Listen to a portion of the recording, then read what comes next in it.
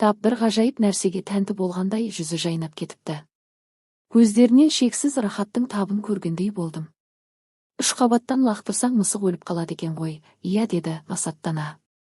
Мен үндемедім. Онсыз да халім мүшкіл еді.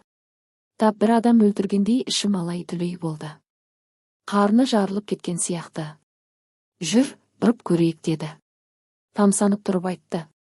Өзің бар. Мен кеттім деп айналып жүре бердім, қаншыр.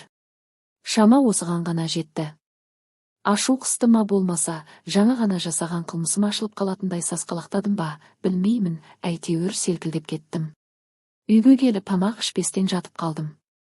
Түннің бір уағына дейін шошып оянумен болған едім. Кемпірдің ала мысығы ішек қарнын сүйретіп, біздің аулаға келіп, есікті тырнап жатқандай болады. Қара терге түстім. Таң қылаң бере тағы шошып ояндым. Жүрегім айнып, басым айналып жатты. Теңселіп далаға шықтым. Лоқсып көп отырдым. Асқазаным ақтарылып жерге түскендей болды. Есімді жиып, енді орнымнан тұра бергенімде қарсы алдымда Ұлбике әженің тұрғанын көрдім. Денем суып сала берді. Қапелімде тілімді жұтып қойғандаймын. Қол аяғым селкілдеп кетті. Кемпірдің өңі боп, боз шел басқан көздері өңменімнен өтіп бара жатыр. Кимешегін кимепті. Аппақ селдір шашы таң самалымен жалбырап тұрды. Сұрақ белгісіндей иіліп жүретін еңсесін тік көтерді.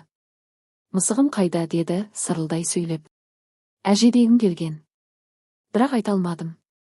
Көмейіме келіп мұз тірелгендей дауысым шықпай қалды. Мысығым қайда деген дауыстағы естілді. Кемпір маған бір қадым аттай бере мысығым қайда деп тағы сұрады.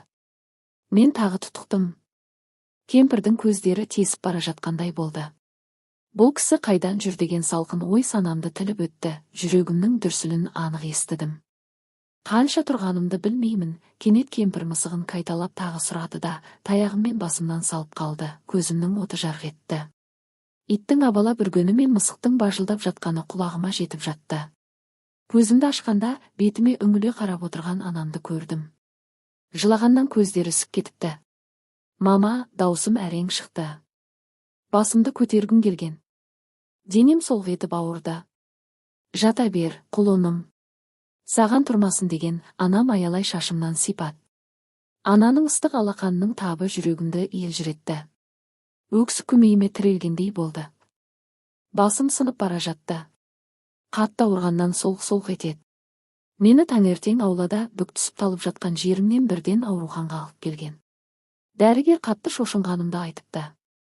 Құлаған кезде басын жерге соққан деген қорытындылары тағы бар. Әкемді сұрадым. Таңертең осында болыпты. Сосын үйдегі бала шағаның жағдайын білуге үйреткен. Қазір тамақ алып келетін шығар деді анам. Қашан шығарады екен дедім. Басымның ауырғаны жаныма батса да анама сездіргім келмеді. Зорлана жымидым. Әлі жасайтын ем-домдары бар ғой. Шығасың, шығарған күні деп шешем келте қайырды.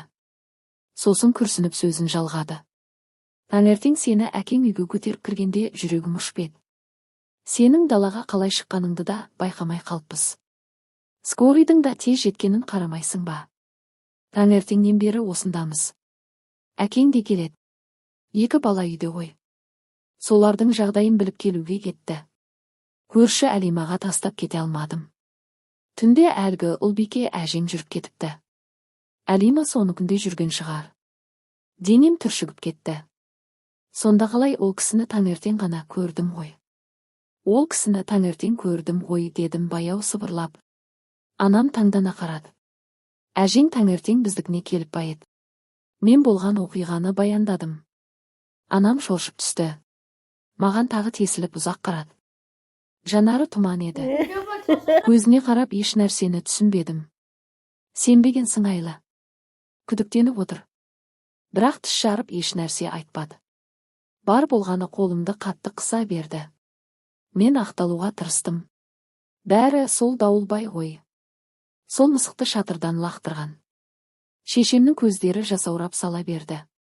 Құдай-ай, тағы да басталды ма? Қойып кетіп еді ғой. Айсұр маңдайым-ай. Бісмилла деші жарығым. Айттым ғой, саған атаң жаттатқан дұғаларды оқып жүр деп анам жылай бастады. тіпті ұйқыда